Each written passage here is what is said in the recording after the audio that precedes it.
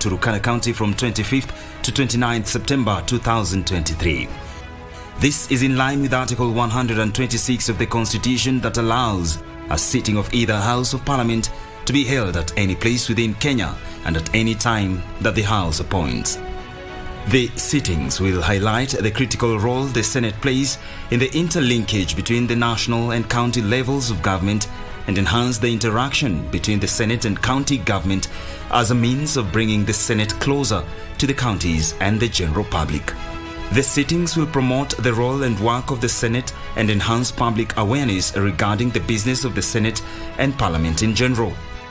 Senate Mashinani will also highlight existing and new opportunities in the legislative process besides developing capacity and strengthening partnership at the county level of government. The Senate invites members of the public to meet and interact with their senators and follow deliberations of the Senate during the sittings. The scenic cradle of mankind reincarnated to play cradle to devolution. Senate Mashinani welcomes you home. Dr. Otada almost died because of your negligence. But that was an accident. That was... In this hospital, we don't accept those accidents. We are going to find out together what exactly happened to you that night. When that animal leaves, tell me at once. So I can put my plan into action. Calm down. If you've been unfaithful or not, I beg you, tell Isabel! What do you mean your brother was shot? What? So how is Danielle?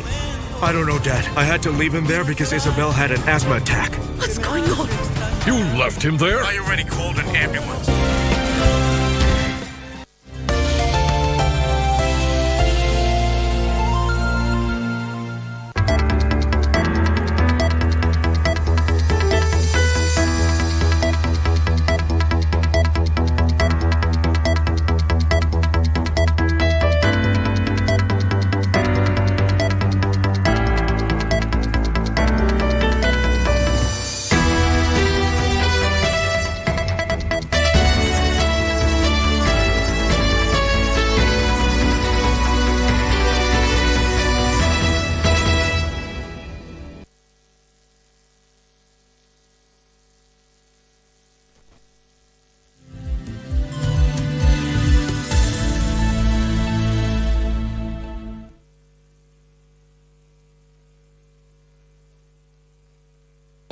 Live from the broadcasting house in the county of Nairobi, this is the great KBC. Thank you so much for joining us. This is Lunchtime News. My name is Bentroy Njue, and Brian Muraru is our sign language interpreter for this live newscast. Let's keep this interactive.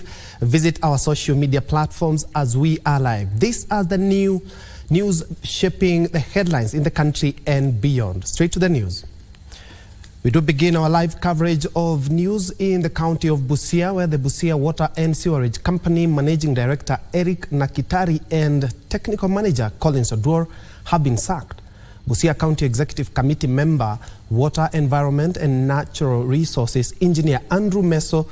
The decision was arrived at after the operationalization of 6 out of the 7 planned water schemes failed. The two are also accused of mismanagement of the water institution, with workers going for months without pay. Mr. Thomas Lukoe, who was formerly heading electromechanical section in the Department of Water, is going to act as the MD until the recruitment of the successor. When we got to the office around mid last month, only one scheme was in operation, and that is Nambale. The other 6 were not in operation, and primarily because of challenges of electricity. The schemes are 100% pumping, and you all know about the current cost of electricity. So they all had shut down because of that. So there was literally no operation of the water company. We, as the management and the leadership of the department, we are giving in our best. We are trying our best.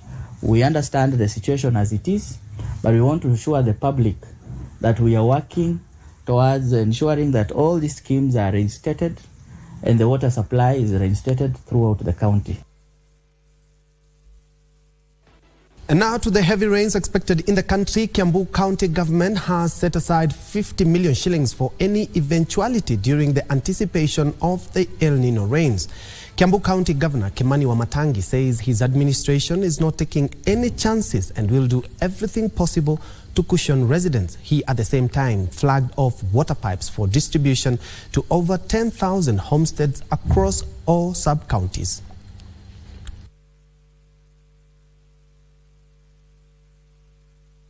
Gavana tunasema asante, Mungu akubariki, maana maji ni uhai, maji nyumbani, maji safi, kila boma ikuwa na maji ya kutosha. We have a good plan to ensure ya kwamba hii county yetu ya Kiambu across hakuna mahali hatuja address mambo ya kuhakikisha kwamba kila mwananchi sasa atakuwa anapata haki yake ya kikatiba ya kupata maji safi mahali anapohitaji, na hapo ni nyumbani kwake. County imejipanga vilivyo, iko na pesa wametenga ambayo ni ya kudeal na hizi disasters ambazo zinaweza kuwa related na El Nino. In case kukiwa na majanga, sisi kama wazima moto tuko tayari kurespond kwa hizo majanga.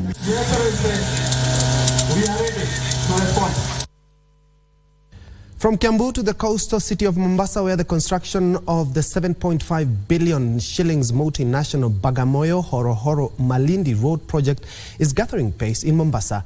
The work involving the construction of the 4 dual carriageways with 6 lanes, with service lanes, 6 grade separated junctions, 6-foot bridges, and non-motorized traffic facilities from Nyali Bridge to the start of Mtwapa Bridge will help decongest Mombasa and provide an additional link to North Coast, which is currently accessed by the 4-lane Nyali Bridge.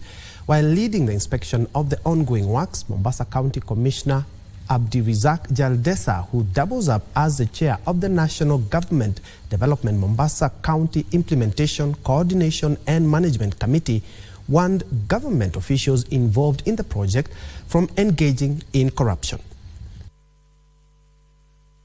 Half of the road, of course, kuna wale ambao watakuwa relocated na kuna zile discussion National Land Commission lazima ingie katikati, lakini sehemu ambazo haina issues tunataka kazi iende kwa haraka ili tuweze ku take advantage of that. Na pale ambao kuna hizo issues za expansion pia tutaendelea ku negotiate na wale ambao wanahusika ili tuweze kumaliza hii barabara.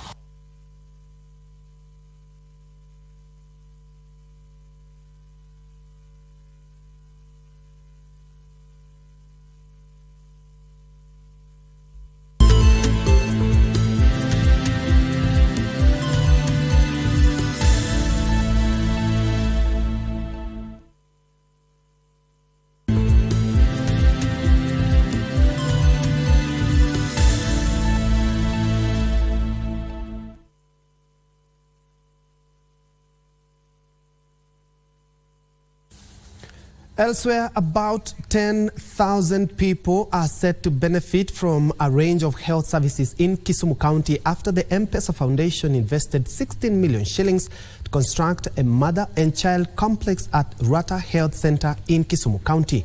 Construction and select equipping of the maternal, child and neonatal complex and refurbishment of the existing labor room, delivery room and postnatal room will provide a conducive environment for mothers to deliver.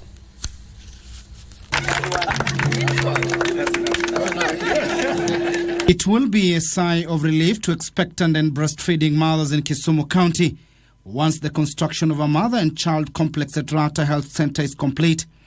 The M-Pesa Foundation has invested 16 million shillings to ensure the facility is operational. Kisumu Governor Professor Anyang' Nyong'o says the unit is set to provide a variety of critical services such as outpatient care, maternal care, comprehensive clinic care and laboratory services. This complex will not only provide critical services but also act as a hub for several health facilities in North Seme Ward, strengthening our primary care network. It is a symbol of our commitment to improving the capacity of healthcare institutions to serve our community better. The groundbreaking will be followed by the construction of a variety of infrastructure such as nurse station, a waiting bay with children's play area, a child welfare clinic room, a pharmacy with a store and a family planning room, among others. We've invested, what we can call end-to-end response to maternal, newborn and child health challenges, where we are creating demand to ensure that communities are going to hospital through working with community health workers, or currently the community health promoters. Additionally, the investment will help in purchasing medical equipment that shall see each room equipped to standard. And the county government has also leveraged additional 4 million in terms of equipment, and also giving a facelift to the already existing infrastructure. 100 tree seedlings will also be planted as part of environment conservation. Timothy Kipnosu for Lunchtime News. Moving on, controversy continues to stroke quarries in Katani, Athi River, Machakos County after a scuffle ensued for the second time in 2 weeks, with residents halting operations in the extensive area. The residents allege massive corruption by investors they accuse of conspiring with rogue county officials to operate unlawfully. Though the National Environment Management Authority, NEMA, says a ban on operations imposed 2 weeks ago is still in force, tens of lorries and operators were seen on site, prompting the angry reaction from residents. Locals accuse investors of harassment by refusing to pay agreed lease fees and instead opt to pay powerful brokers working with the county government to protect them from eviction. The quarry sits on a 200 acres of land. Tuna haki ya kukua tunapatiwa kitu kinaitwa back to community ama source. Maana hawa watu wanazoa mawe kwetu, hakuna shule watoto hapa wanaweza somea, hakuna boa wametutengenezea, hakuna hospitali wametutengenezea, wanatuua na vumbi na wanapeleka pesa kwa county government kwa revenue. Sisi tunataka hizi makware kama ni kware enyewe, kuna ile haki ya community wanastahili kupewa. Hii haki yao hawapewi. Kuna kwale sa community na kuna kwale sa individual. Kama mimi nimelisi shamba, sipati pesa kutoka kwa investor wangu, ati pesa zinaenda kwa county. County inafaa kunisaidia ama inafaa kuninyang'anya?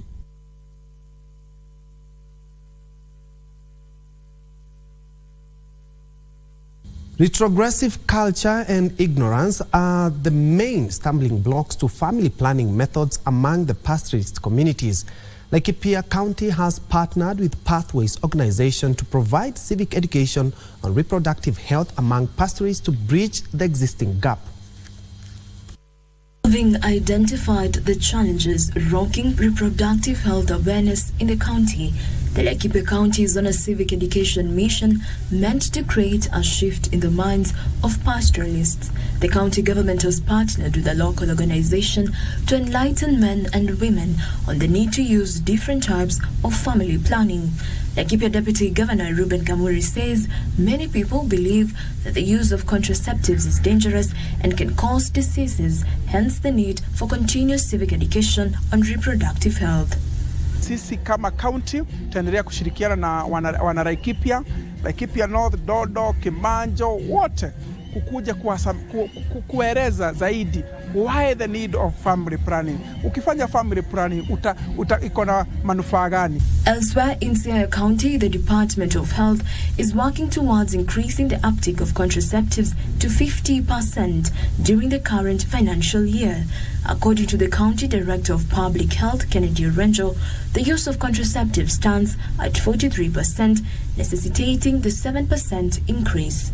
The 43% uptake is an improvement from what we've had previously, and of course we've had about 38%, but now we are at 43%, and we are anticipating that by the end of this financial year we will have moved to over 50%. Jacqueline Masharia for Lunchtime News. And now to the war on crime. Police are pursuing 2 suspects who are transporting 749 rounds of ammunition seized at Mariach Road block along the Kitale-Lodwar Highway. West Pokot County Police Commandant Peter Katam says the suspects who were riding on a motorbike were headed towards the direction of Lodwar from Kitale at around 3 a.m. Tuesday morning. The police boss says seizure of the ammunition was a breakthrough in the fight against banditry in the region. He says the mopping up of firearms in the area will continue until all illegally owned arms are taken from the hands of criminals, appealing to those still in possession of illegal firearms to surrender them to authorities. So tunashukuru wananchi ambao wameendelea kushirikiana na sisi, na pia tunawasihi na kuwahimiza ya kwamba tuendelee kushirikiana pamoja. Hizi risasi zikiwa in the wrong hands, everybody is not safe, including all of us. Tumeshuhudia visa ambavyo hata officers wa usalama wameweza kuumizwa na hizi risasi. Wananchi kadhaa wameweza kuumizwa. The government has committed to enhance development at the grassroots levels through the formulation of Community Development Management Information System. This comes after the successful launch of Community Development Management Information System CDMIS in line with the presidential directive to automate all government services. Speaking during the launch in Nairobi, the Principal Secretary for Social Protection, Joseph Mutari, says the program is a game changer as it is geared toward three crucial programs: education inclusion, volunteerism, and empowering groups and organizations.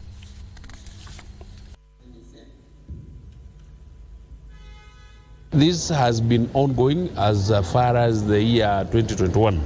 We've not started this today, but now we're happy that we have actualized this. And from now henceforth, the groups will be getting their certificates from the nearest Huduma centers in the Republic. They even in their own comfort, they're able to log in. As government is digitizing, we are encouraging departments to bring those services to the Huduma centers so that they can be readily available to members of the public. And therefore, we are happy when we see social protection coming up with this initiative, and we are very happy for this launch. Now, scores of families in Majengo, Kanagoni, Malindi sub-county are appealing for help after being evicted from their farms 2 weeks ago. There 135 families have been living in deplorable conditions at the church neighboring the disputed land after goons armed with crude weapons torched their houses and looted newly harvested maize. The residents are pointing an accusing finger at officials in the national government, administration and senior police officers in Magarini sub-county, whom they are accusing of aiding the evictions by providing the goons protection. The local priest hosting the victim is appealing for food and shelter for the victims as the church has exhausted its resources. There are also reports of a diarrhea outbreak as the families lack access to clean water and sanitation facilities. Tunasaga ambao ni wawekezaji wale wa chumvi. Kwa hivyo tukaambiwa tutoke sehemu zile za kule tupande sehemu za juu. Baada ya kupanda huko juu, tukaona afadhali tufuatilie tujue hii ardhi iko namna gani. Fuatilia mpaka tukaenda tukapata ile search. Ile search ikatuonyesha kwamba hii ardhi haina mtu yoyote. Tumelala msituni siku 3 bila ya kula. Tuko ndani ya msitu. Hakuna msaada wowote kufikia hapo. Tumetoka msituni tumekuja kukaa hapa kanisani. Na wako hapa kanisani, ikiwa hakuna usalama sijui nitawafanyaje. Waziri wa usalama Kithure Kindiki angalie hii maneno, maana yametuzidi sana huku. From Kilifi to Nakuru City, where a section of former employees of the Pyrethrum Board of Kenya PBK is appealing to Agriculture Cabinet Secretary Mithika Linturi to help them get their 2.5 billion pension arrears. The aggrieved pensioners who addressed the media in Nakuru town are demanding the sale of 13 non-core assets spread across Nakuru City to settle their pending dues. As pensioners of Pyrethrum Board, we decided to come here because this is the place where we worked. We worked during our youthful years, and I believe we worked very diligently. And in our time, we saved our money in our pension scheme. This was a pension scheme which was duly registered as an irrevocable trust deed. And we believed that since we were saving our money, when we retired, we could get his life and good life. Pesa yao waliweka kwa hazina ili waweze wakapata kuchikimu wakati wameretire. Wamemaliza 13 years bila kulipwa. Wengi wao wamekufa. You can imagine kupoteza watu 80 kwa sababu ya magonjwa kidogo kidogo ambaye wangeweza kujitibu kama wangekuwa na pesa. Wengi wao walichukua loans kutoka kwa bank against their savings. Lakini ajabu ni ya kwamba mali yao yameuzwa kwa sababu tangu pension ikose kulipwa miaka 13. Hakuna njia nyingine wangeweza kuservice ile loan. Na tunahimiza tukisema hivi, pension ni haki ya mtu kimzingi kupata. Now back to the coast, online learning is changing the perspective of teachers and learners at a school in Kilifi County. The platform known as Century Tech, introduced in the school in October last year, uses artificial intelligence AI to gauge the performance of learners individually. Digital transformation has revolutionized learning and improved outcomes at Learning Hub School located in Malindi, Kilifi County. The institution uses an artificial intelligence-enabled platform to teach and assess learning. Each learner has an account that enables them to access coursework, do assignments, and interact with the teacher. Our learners are taking it as a privilege. Most of them who are spending some of their time on TikTok and other social media arenas, that time is spent online covering something that is of help. If at all I'm at home with my laptop, I just open, I go through it, I can see this one has attempted, this one has not. And then when I come back to school, I just tell them the ones who have done it and the ones who have not. The platform known as Century Tech is said to have reduced the burden of moving around with books. The school has over 50 iPads, and on top of that, the children also, like grade 7, all of them have gadgets from their homes. I have no issues of homework nowadays. They love to do their homework, as you can see. Even they are proud to have to come and sit without pushing them. Learners are said to perform better in the subjects supported by the digital platform compared to those solely depending on teachers. The platform is also said to have made learning interesting to learners. And I can log in, and I can write, and I can do everything that others they are doing. When you're finished any nugget, you can repeat it again so that you can understand better than you had understood at first. It has been a blast. Right now I'm doing digital skills applications. Digital skills helps me to understand about the digital world. It's usually very important because right now the world runs on digital devices. Nancy Quarry, Lunchtime News. Technology and still on education, the Kenya Institute of Special Education, KISE, is calling on East African community nations to increase funding for special needs institutions in order to reach more learners. KISE Director Dr. Norman Kiogora says adequate funding for the special needs schools will see the institutions acquire modern equipment and facilities and make learning enjoyable for learners with special needs. Dr. Kiogora observed that the Kenyan government has formulated laws supporting the accessibility of education to all learners, calling on other East African community partner states to emulate Kenya. He spoke during a tour of a Ugandan delegation of education stakeholders who are in the country for a benchmarking tour. The delegation is set to visit more education institutions in Machakos and Nakuru counties. Put the resources together and fund similar facilities in their country. Something that's very critical also is that the government has done a lot in terms of legislation. There's many laws that are supporting special needs in this country. They can also learn about the government desire to make education accessible to every learner. And so you see, when you visit these facilities, you will find they are expensively furnished or equipped by the government, as that the government is committed to making education accessible, and not just education, but quality education is accessible to every learner. Elsewhere, over 200 residents from Cherab and Chari wards in Isiolo County are expected to benefit from a one-week free eye surgery clinic. The initiative is a partnership between the county government of Isiolo, EACC Health Ministries, and the Christian Blind Mission. To be run for 3 years under the project dubbed PRIDE, that is Priority Inclusive Delivery of Eye Health, which seeks to provide lasting solutions to the alarming cases of visual impairments in the region.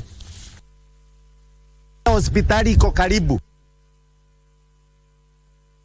Hospitali iko karibu.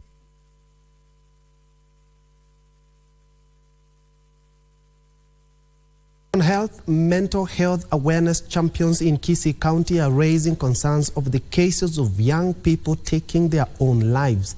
During a sensitization forum as part of events to mark World Suicide Prevention Month held at the Gospel Embassy Church, psychologists and members of the clergy present cited depression and life challenges as some of the reasons for the situation.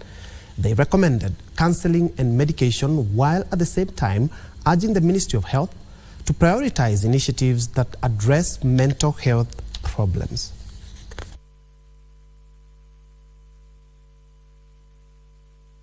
Wakati mtu anaficha shida ndani, zinaendelea kuwa kubwa na zinakuja kutokezea kama depression. Ndio maana unaona watu wengi wanajitoa uhai kwa njia mingi sana.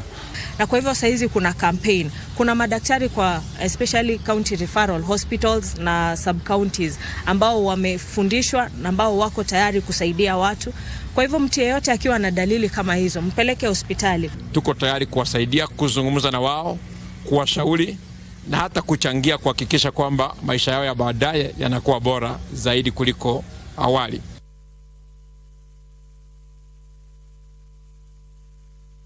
Very well, at about 23 minutes past the top of the hour, we are due for our break. On the other side of this break, we will still be having business news and also sports news.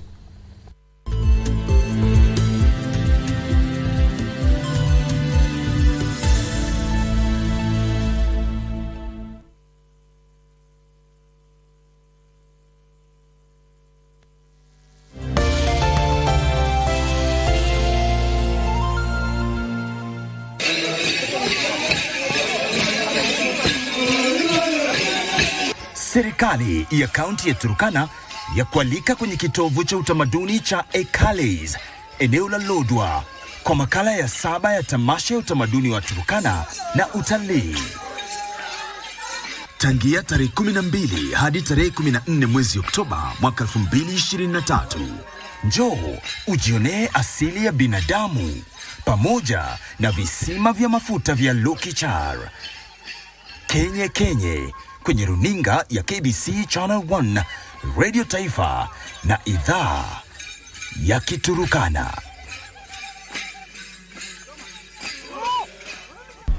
KBC Channel 1 magazine programs strive to disseminate news and information. Welcome to happening in the world of entertainment and achievements of individuals navigating through life. Be part of the intelligent conversation. Papa KBC Channel 1. Related to the interest of Kenyan public on various subjects of national importance. Asigaribu tujifunze. Keeping you up to date with the latest tech news, challenges and remarkable stories of individuals with disabilities. And you have a say. Our magazine programs empower communities with words for conversations and a common language to approach the world. For your infotainment needs, we have a great range of programs. Oh, by your hands, the language, show love and share your last breath. I'm living a dream, yeah. Every day we got go fight. I think it's best that you forget me. Oh, goodness is running after, it's running after me. Some people die.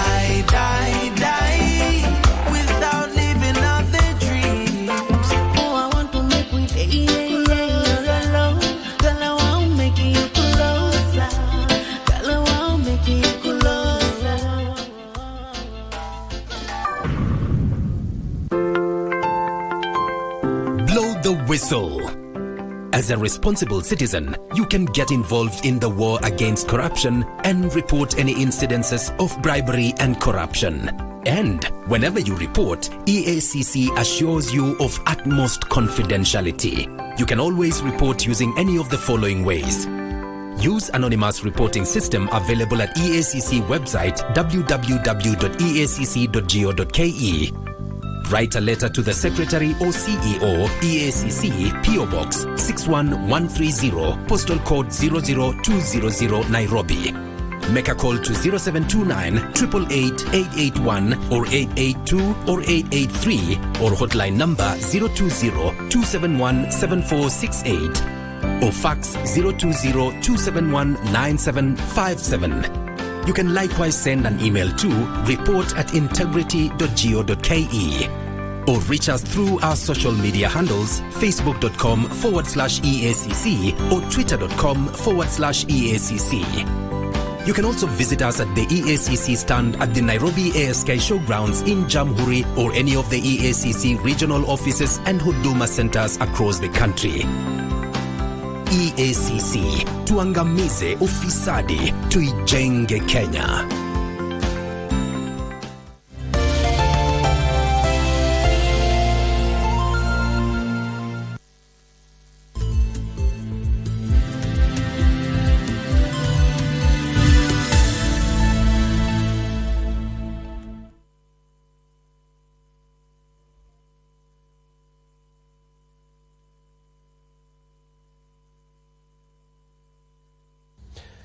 Welcome back and many thanks for keeping it Channel 1. Now for our next story, we cross over to the Jamhuri Park, which is playing host to the Nairobi International Trade Fair. And my colleague Benson Rioba is currently on standby to tell us more in regards to the Ethics and Anti-Corruption Commission strategic plan. Let's cross over to the Jamhuri Stadium.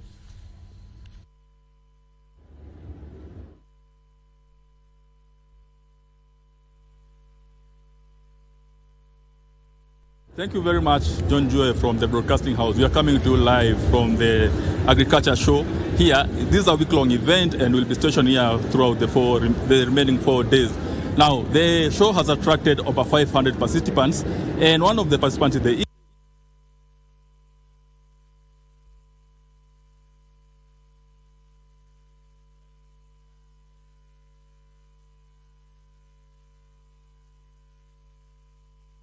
show, the Ethics and Anti-Corruption Commission. The reason why we are participating in the show this particular year is to be able to emphasize the central role of doing agriculture and trade in an ethical way.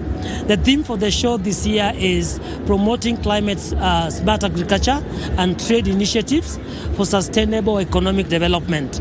The truth of the matter is trade and agriculture require inputs, so that you can be able to get the desired outputs. And if whatever we are bringing into our agricultural practices, our trade practices, whether they are farm inputs in the name of fertilizers, byproducts, if we don't consider doing business, whether it's agricultural or whatever manufacturing, ethically, bring in quality standard products, then we are sort of saying our decisions that are unethical are going to grossly impact our future. And therefore, if we don't do that, then we are destroying the competitiveness of Kenya as a nation. So as a commission, our interest is how do farmers, how do traders in Kenya make or do their business, do agriculture ethically, right from the value, I would say, through the value chain process. How do they ensure that their inputs, their outputs, and their products are safe, are done in an ethical manner? So we want to emphasize the need to do everything ethically. And ethics here means making a right decision all the time, even if there is no law that is requiring you to do the same. There have been cases of fexes in parts of Trans Nzoia and the larger Rift Valley province. That's our main maize growing areas. Have you gotten complaints from farmers, and have you made arrests so far? Thank you. Just as a reminder, last week we were in an SK show, an exhibition for farmers cooperatives in Eldoret University in Eldoret Town. And one of the things that we did was to encounter farmers, talk to them, and such complaints did arise. Now what we do is, whenever such complaints arise, we are also in contact with the relevant agencies that deal with farm inputs. We are able to refer farmers to such kind of agencies. But wherever any farmer thinks there are cases of bribery, there are cases of unethical practices by people that sell farm inputs, whether they are farm fertilizers, farm seeds, or whatever it is, they are so allowed to make reports to us. And as a commission, where there are verifiable cases of corruption, cases of bribery, we promise to take action. And where we can refer them to respective government agencies that are responsible, will equally do the same. Have you made arrests so far in concern with the Cherangani issue? It's not that I'll not be able to confirm now, but I know there are cases we are actively investigating. When that is complete, then we shall be able to confirm. Maybe what can you tell the farmers maybe to look out for as we wait for the short rains in terms of fake seeds and fake fertilizer? Our urge to the farmers to avoid shortcuts. Whenever you go for what is cheap but is substandard, then that means even the output, your farm produce, will be substandard. And remember, Kenya relies on agriculture. And we are basically relying on rain-fed agriculture. And our farm produce would not be of high quality, would not be to the expected standards if our inputs are substandard. So we are requesting farmers to buy farm inputs from people that are authorized resellers, preferably authorized by government agencies. And whenever you meet cases of people that would want to sell you farm produce that are not substandard, could you be able to make such reports, not only to the commission, but to the responsible government agencies? And where you feel somebody is selling you farm produce at a price that is not recommended, that is substandard, kindly, and somebody demands a bribe, let us know, and we'll take the utmost action. And we, as an agency, are you increasing maybe surveillance, especially now that farmers are starting the planting season for the short rains? Well, we do all that we can to ensure that everything that happens within our trade and agricultural practices are right.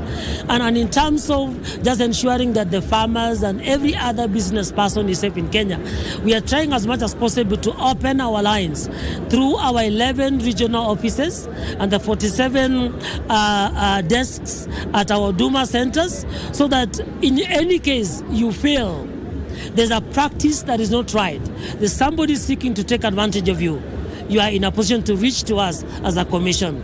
Also, our lines are open. You can be able to get in touch with us, and whenever you think you need help, please, we're just a phone call away. Either anonymously or through, you can identify yourself. We promise to take necessary action.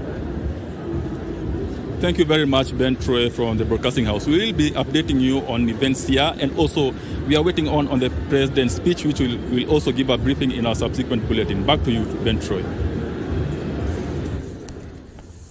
Thank you. That has been Benson Rioba, our business reporter there, engaging Solomon Atela, a senior officer at EACC in charge of education and public awareness there. And they have zeroed in on farmers and traders at their stands at the Jamhuri Park during the Nairobi Trade Fair, where they are engaging farmers to ensure that they engage in trade and also farming ethically. Also noting that farmers should also avoid shortcuts in terms of farm implements as we line up for the next planting season. We'll be bringing you a more loaded report in a subsequent bulletin, remembering that the head of state, President William Ruto, is also gracing the event today, and as soon as he makes his public address, we will be crossing over to the Jamhuri Park. Away from that, officers from the Directorate of Criminal Investigation, DCI, in Nandi County, are investigating an alleged kidnap of a 72-year-old mother from Kibisen location, Tinderet constituency. Close family members claim Pauline Jepto Korir was reportedly kidnapped by one of her sons following a land dispute. The son is said to have opposed a family decision to lease their ancestral land to Karebe Mining Company. The family is expressing fear over the safety of their mother, who is said to be frail and ailing.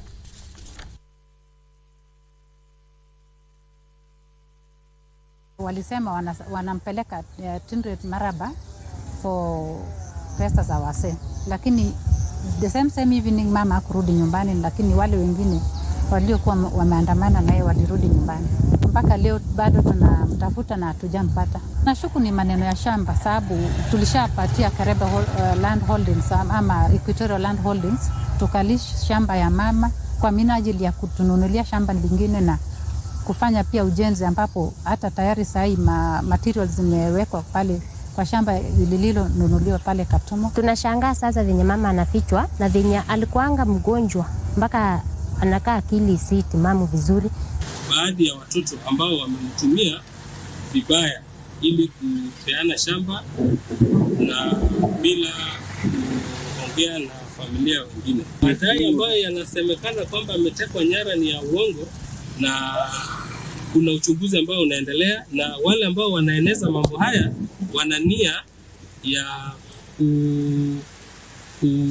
kuzuia uchunguzi ambao unaendelea.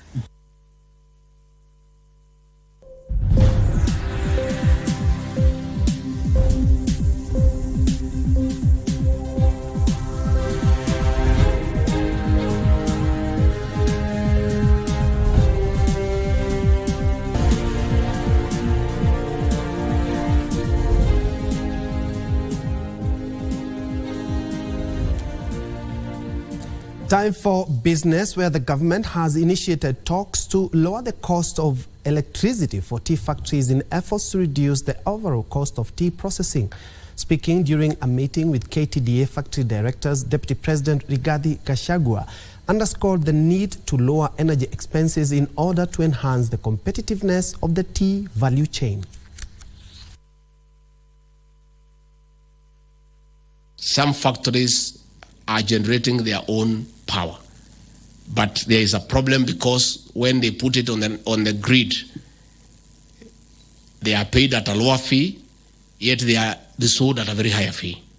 So next week I'm going to convene a meeting between yourselves and the Minister for Energy and Petroleum, Davis Chirchil, so that we agree on how we can support the tea industry to bring down the cost of power.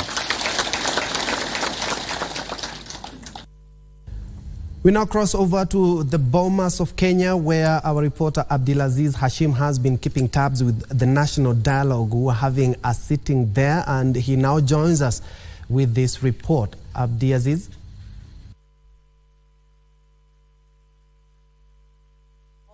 Correct, Ben Troy Njue there in Broadcasting House. Indeed, today it is day 4 of the oral submissions here at the Bomas of Kenya in regards to the 5 key agendas framed by the 10-member committee, especially the technical committees from both sides. Now, today we have seen the Independent Policing Oversight Authority led by their chairperson, that is Anne Makori, who clearly stated that they have recorded over 200 cases of complaints in regards to the conduct of police officers during and after the anti-government demonstrations, as well as the Sabasaba protest that was not witnessed here just in the capital, but in various parts of the country. Now, among the key factors or statistics they have been able to front before the committee is that Kisumu has recorded the highest amount of deaths in terms of 33, Nairobi 20, and Nakuru as well as Kakamega 2 each respectively. Now, the Independent Policing Oversight Authority, IPOA, clearly says they have submitted over 500 reports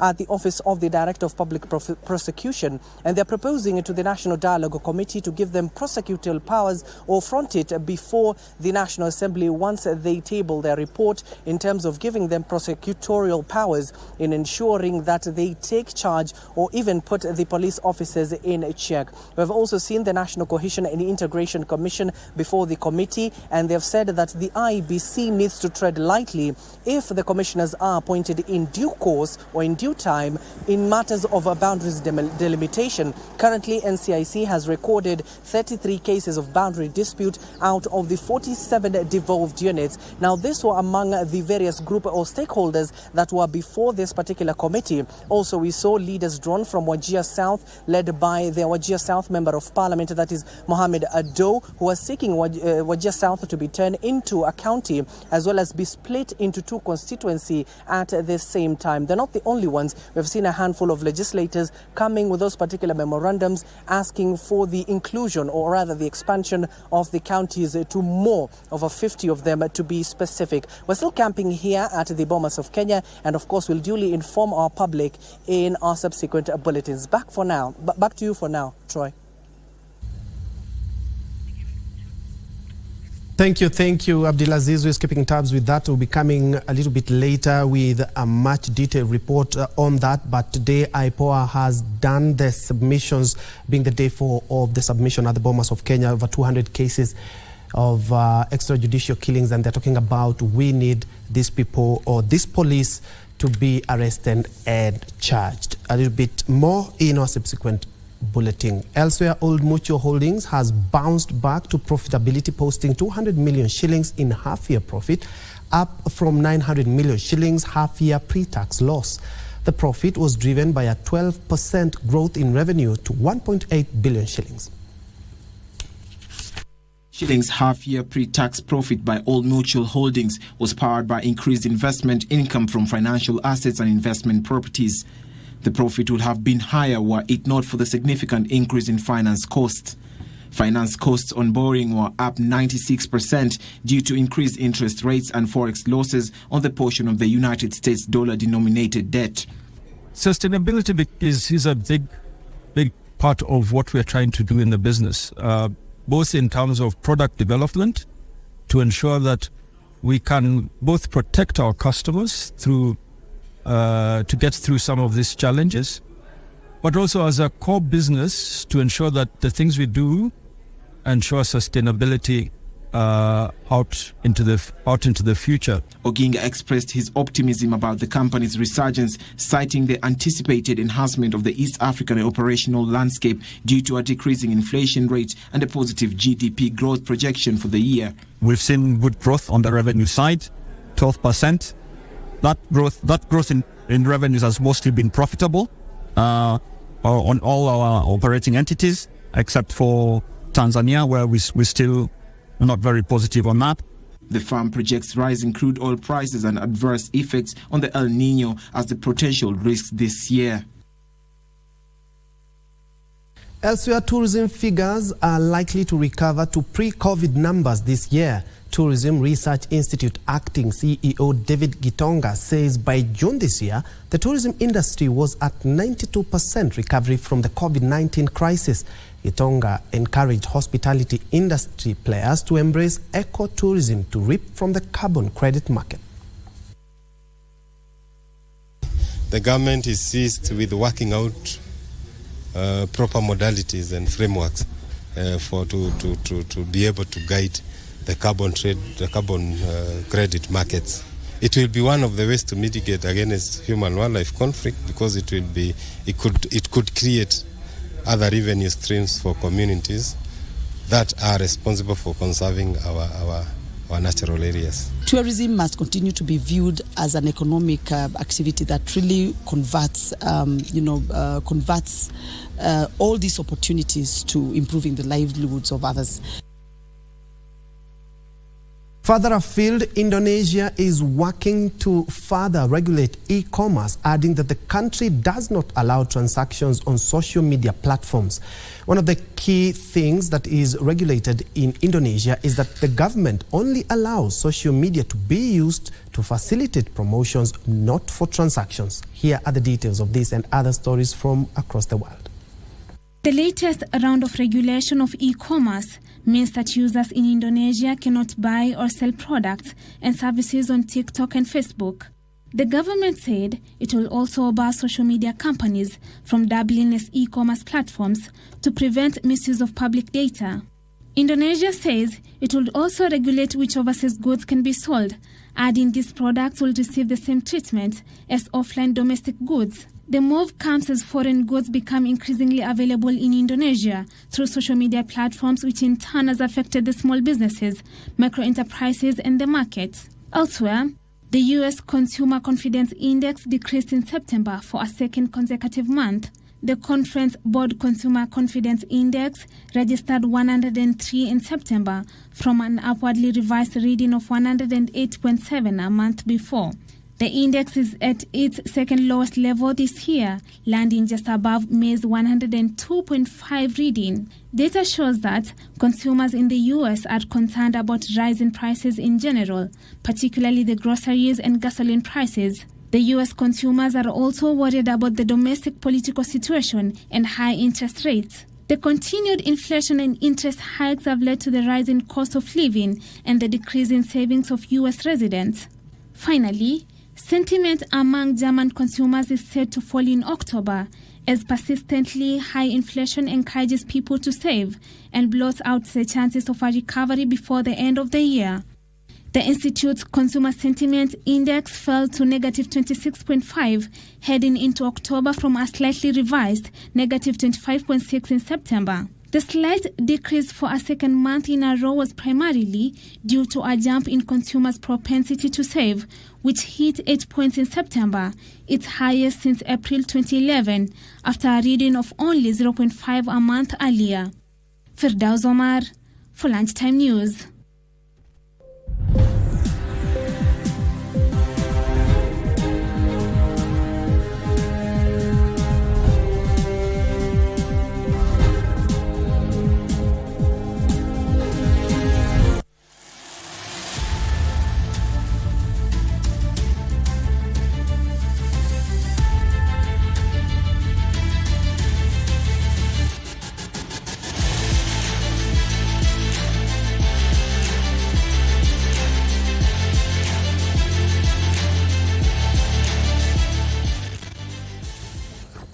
In sports, the Confederation of African Football CAF will today announce the host of the 2025 and 2027 Africa Cup of Nations tournaments in a meeting that will be held in Cairo, Egypt. Kenya is among the nations who will be eager to know their fate, having sent a joint bid with neighbors Uganda and Tanzania to host the 2027 edition. Kenya has lined up Nyayo, Kasarani and Kipchoge Keino stadiums.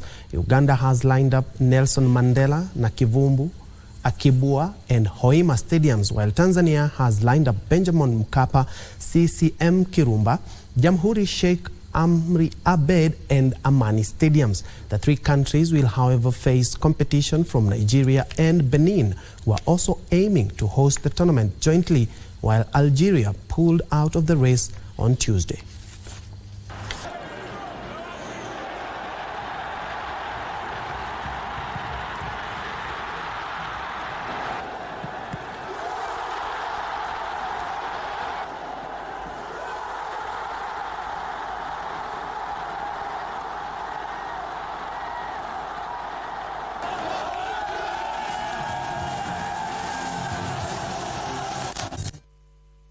And in Europe, holders Manchester United cruised into the Carabao Cup fourth round with a comfortable victory after thrashing Crystal Palace 3-0 in their All-Premier League encounter at Old Trafford. Meanwhile, Ipswich Town beat Wolverhampton Wanderers 3-2. Ballistri brings it down nicely. Dalot makes the run. Alejandro Garnacho set Manchester United on their way to a comfortable win after beating Crystal Palace 3-0 at Old Trafford.